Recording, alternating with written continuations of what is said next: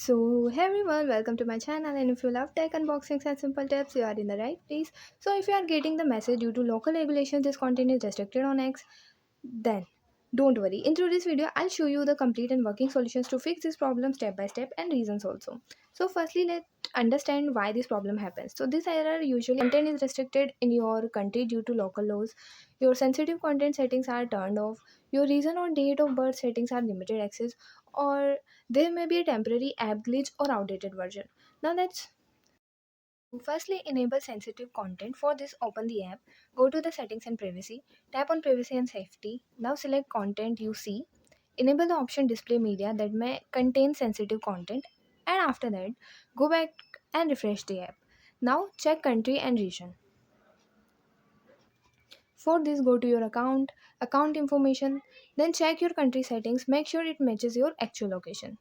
Now update and clear cache. For this, go to the Play Store or App Store and update the app. Then go to your phone settings, click on apps, select the app, click on storage and cache, tap on clear cache. Now reopen the app and check again. Final solution: if the content is officially blocked in your country due to legal regulations, then it cannot be viewed normally. In that case, the restriction is applied by X based on government policies.